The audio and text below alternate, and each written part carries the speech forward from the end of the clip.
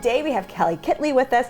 Thank you so much for joining us. Absolutely. Thank you for having me. Because her empire, it's a unique story, and I love it because it blends your education, your backstory, your family. I mean, it's pretty darn diverse, and I love that. Thank you. Yeah, it's a tell-all for sure.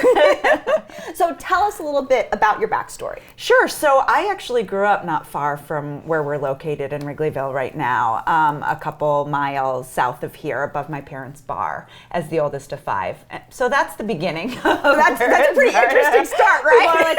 Like, what can I gather from that story? And that was really a foundational experience of community and extended family, and that really gave me my first opportunity into the eyes of addiction. And it really set the foundation of me wanting to go into a career of mental health. And so I tease my family and saying that was my first real clinical exposure, was living above the bar. And then working there in undergrad and grad school, and ultimately meeting my husband there. And fast forward 20 years, we have 4 kids, and I'm just really thriving and in a really good place today. I love that. So you have your private practice still. You have your book. Yes. And then you even are kind of expanding out recently with a venture with your sisters? Yes, I am the oldest of 5, and then I have a middle sister and a younger sister, and the 3 of us just opened Renew Studio, which is a mind, body, soul practice. And each one of us have a different area of expertise. So one is yoga, one is aesthetics, and then myself, I practice psychotherapy there as well. That's so awesome. So what about all those elements? Because it does all tie back to your beginning, living above the bar, what you saw, as you were saying, you know, your first clinical trial, basically clinical practice. What is it that really is your heart and soul and passion for that type of work?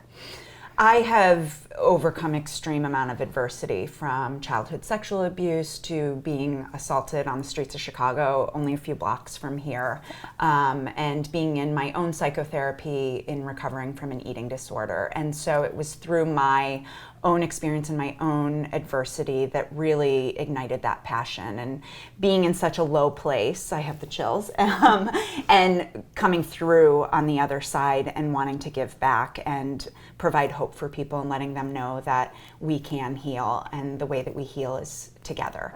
And so that has been huge in terms of breaking the silence of mental health and addiction and the stigma. And so in addition to my practice, being able to speak on national platforms and share my experience, strength, and hope. As a recovering perfectionist, I struggled and hid my wounds because of shame, embarrassment, and never feeling good enough. I suffered in silence. Tonight, I stand here in front of you, sharing my authentic, genuine, true self to break the stigma of mental health and addiction. I've done intensive work both personally and professionally, and my mission is to help others so that they know that they too may heal. We have to stop hiding and living in shame. This summer, I was privy to 7 suicides of people ranging in ages from 15 to 40. We've got to tell on ourselves to get the help we deserve to live the life we desire. We're all recovering from something, and we're all survivors. I once heard at a 12-step meeting, we are as sick as our secrets, and that could not have rang more true to me. Once I started sharing my story with others, I heard, me too, and a connection was made. Shame evaporated, and empathy was all-consuming. Radical honesty in our relationships lead to greater intimacy, and as a result, we never have to feel alone. As many young survivors experience, I started becoming body conscious. I remember being in a dance class, standing in front of the mirror and comparing myself to my peers. I looked down at my stomach and I thought, ugh, you're so fat. It was a gradual progression, but I started over-exercising. I loved the high I got from cardio. I loved the way my body felt and the shape of my muscles started changing. My dad started noticing and complimented me on how good I looked. I loved his attention. I felt powerful, in control, and I strived for perfection. By the age of 13, I had taken things to extreme measures. When I could no longer starve myself, I'd hoard food in my room and eat until I was so uncomfortably full. And then I would use laxatives and vomiting until I was clean. Chills as well. So you're not alone on that one at all. And I love that you're taking your personal struggles on many levels and bringing it in helping other people moving forward. Because I think that's a really common element for most female entrepreneurs. Well, thank you for saying that, because everybody advised that I don't do that. And there were so many naysayers that said it would ruin my career, that if I published an autobiography, that my clients would go running the other way. But in fact, it's done the exact opposite. And I think that there's a lot of strength in storytelling and people feeling connected. Well, and so relatable, because let's be honest, that's the whole reason why EmpiHER as a show exists, because the truth is that this isn't all pretty. This is kind of messy, and running a business and in the personal and professional side, it's all kind of messy. And I'm sure there was some mess along the way, some struggle when it comes to building your career up, building the multiple platforms up. What surprised you along the way that you weren't expecting? The constant hustle. That it's a full-time job and then some. And so the surprised piece of, one experience and one connection begets another one, but for every 100 pitches that I make, I might get one response. And so just the difficulty in feeling so strongly about my message and about my story and really owning that and feeling like, well, it really shouldn't be that hard, but it's so hard. Even with my own growth and progression, it's still networking via social media, via meeting people live, giving talks. It's constant, and it feels like when I take a little bit of a step back, it loses momentum. And so it's always right in the forefront for me. So what keeps you going? Because that can get exhausting. I completely know. Because when you do kind of think, okay, I'm just going to take a pause for one moment, it does feel like, crap, the ground I just grew. I did take the 2 steps back. What keeps you going in those moments? The passion. That's why I don't understand how people are in a career that they're not passionate about, because it is hard work. And when I do feel depleted, I'm really good about recharging and unplugging and self-care. But it's when, and with the book, it was 100 publishers said no thank you. And so I kept this internal dialogue of, well, maybe I shouldn't, maybe those naysayers were right, what am I thinking? But it only took one. And so going to sleep at night and saying I did the best that I could and I'll try again tomorrow, and that seems to work for me. So you led us perfectly into the next side, the fact that we are our businesses on so many levels, that even if you have a team, it's still your heart, your core, your passion, and you do have to take care of yourself. And a lot of women don't take care of themselves when it comes to building their businesses. What do you do, maybe a little more specifically, to help yourself stay grounded and to stay focused? Well, I have a very strict morning practice. I get up pretty early and I'll light a candle and I'll sit and journal for a few minutes and read some positive quotes. And prayer is a big part of my life as well in terms of spirituality, and that really sets the foundation. And just sitting and drinking my coffee and having 5 minutes of quiet, because for a long time, especially with small kids, it was the alarm goes off and I run and don't stop until my head hits the ground. Literally, it could actually hit the ground. It did feel like it hit the ground. I hit the ground running and my head hit the pillow.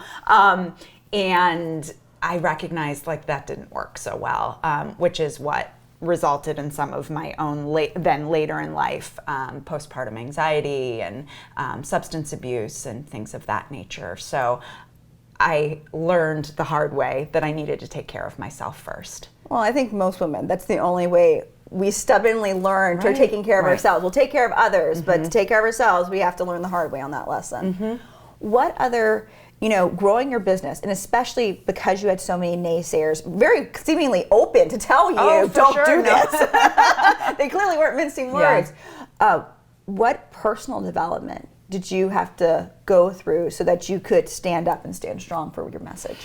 I found role models and women who were doing what I aspired to do, and reached out to them and asked them if they would have coffee with me. And so they were published authors, they were media experts, and finding like-minded women is what changed it for me.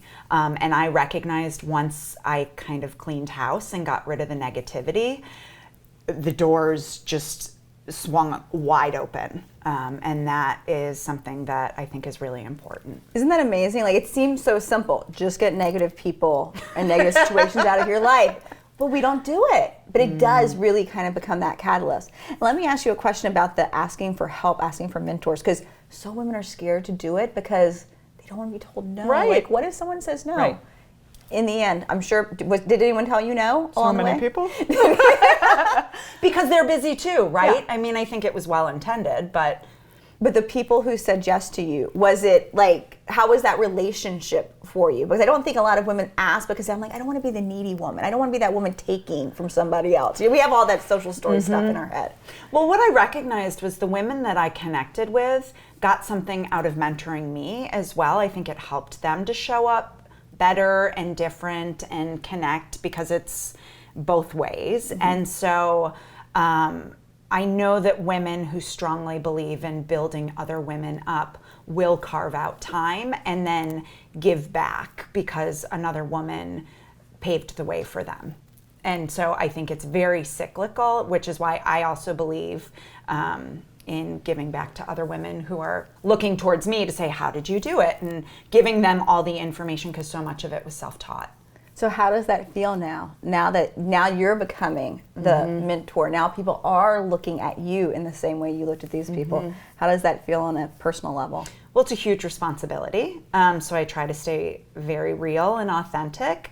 But I also have to make sure that I am taking care of myself and not overextending. So part of me saying no is self-care, but then being able to help somebody else and connect them with somebody who may have more time or might be a good fit as well.